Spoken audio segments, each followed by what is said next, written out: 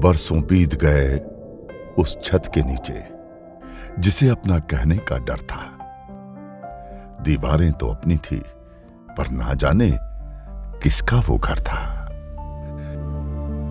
मध्य प्रदेश के हजारों गांवों में लाखों ऐसे घर हैं जो पीढ़ियों से एक ही परिवार के हैं। कौन सा घर किस व्यक्ति का है, यह गांव का हर व्यक्ति पीढ़ियों से जानता आया है। लेकिन जब बात इन घरों के स्वामित्व की आती थी तो उसका न कोई सरकारी रिकॉर्ड था और न ही कोई कानूनी दस्तावेज। यदि इन परिवारों पर कोई विपत्ति आ जाए और उन्हें बैंक से लोन लेना हो तो वे इस घर को गारंटी के तौर पर दिखा ही नहीं सकते थे, क्योंकि कानून की नजर में ये घर मौजूद ही नहीं थे। यानी एक संपत्ति जो मौके पर दिखाई तो देती थी लेकिन अर्थव्यवस्था के लिए अदृश्य थी। अब सवाल ये था कि जहां अधिकार ही स्पष्ट न हो वहां विकास कैसे संभव है। लेकिन माननीय प्रधानमंत्री जी की दूरदर्शी सोच से भारत का कोई भी कोना विकास से अछूता कैसे रह सकता था। इसी सोच के साथ 24 अप्रैल 2020 को स्वामित्व योजना का शुभारंभ हुआ। भारत सरकार के पंचायती राज मंत्रालय की इस योजना को मुख्यमंत्री जी के नेतृत्व में मध्य प्रदेश ने अपना मिशन बनाया। मध्य प्रदेश राजस्व विभाग, पंचायती राज विभाग, स्टेट इलेक्ट्रॉनिक्स डेवलपमेंट कॉरपोरेशन और सर्वे ऑफ इंडिया के सहयोग से इस योजना का चरणबद्ध क्रियान्वयन शुरू हुआ। सबसे पहले राज्य स्तर पर योजना के क्रियान्वयन हेतु आवश्यक अधिसूचनाएं जारी की गई।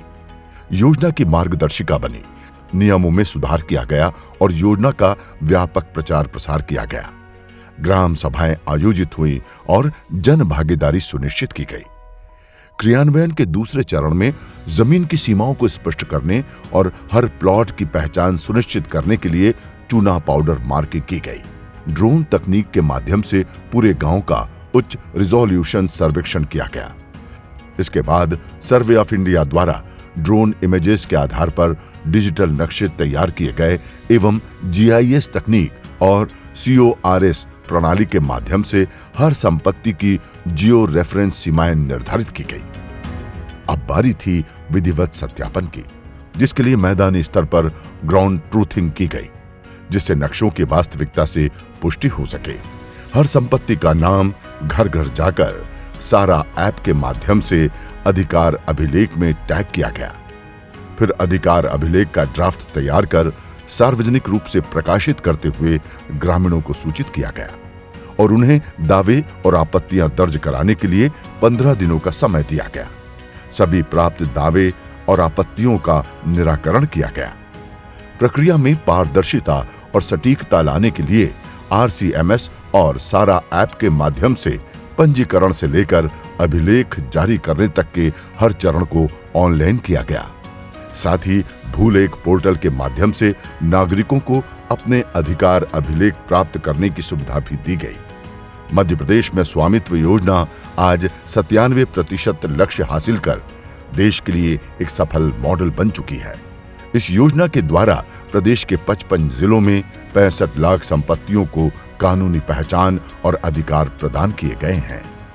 अब तक प्रदेश में अपनी संपत्ति को आर्थिक आधार बनाकर हजारों ग्रामीण विभिन्न बैंकों से लगभग 175 करोड़ रुपए से अधिक का ऋण प्राप्त कर चुके हैं। साथ ही महिला सशक्तिकरण की दिशा में इस योजना के अंतर्गत अधिकार अभिलेख आरओआर में पुरुषों के साथ साथ महिलाओं को भी बराबर का मालिकाना हक दिया गया है। मेरा नाम सुनीता बाथम है। मैं ग्राम बांगर से हूँ। पहले मेरा घर कच्चा था, पति एक्सपायर हो गए थे। जिम्मेदारी पूरी मेरे ऊपर ही थी, बच्चों की पढ़ाई लिखाई, इस कारण से मैं घर नहीं बना पा रही थी। लोन लेने के लिए मैं बैंक के पास गई। मैंने बहुत कोशिश करी पर लोन नहीं हो पाया। प्रूफ मांग रहे थे कि बोले कुछ प्रूफ हो उसके बाद ही लोन होगा। फिर स्वामित्व योजना के द्वारा पट्टा बना, उसके बाद में लोन हुआ मेरा 8 लाख का। लोन होने के बाद मैंने घर बनाया सर। कुछ पैसे बचे तो मैंने बिजनेस में भी खर्च करा सर, तो उससे बिजनेस अच्छा चला। न आज घर भी है, न बच्चे को भी अच्छी तरीके से पाल रही हूँ। ग्रामीण क्षेत्रों में प्रॉपर्टी का लेन देन अब सरल और पारदर्शी हो गया है। कल तक जो घर सिर्फ एक ठिकाना था, आज वो गांव के विकास का नया पावर हाउस है। स्वामित्व योजना ने न केवल जमीन की सीमाओं को स्पष्ट किया है, बल्कि मध्य प्रदेश के करोड़ों ग्रामीणों के आत्मविश्वास को नई दिशा दी है। आधुनिक तकनीक, पारदर्शी व्यवस्था और महिला सशक्तिकरण का यह संगम विकसित भारत की ओर बढ़ता एक सशक्त कदम है। अब हर गांव आत्मनिर्भर है, हर ग्रामीण सुरक्षित है और हर घर का अपना असली स्वामित्व है। अब हर छत सिर्फ सिर पर साया नहीं, बल्कि सपनों को उड़ान देने वाली पहचान बन चुकी है।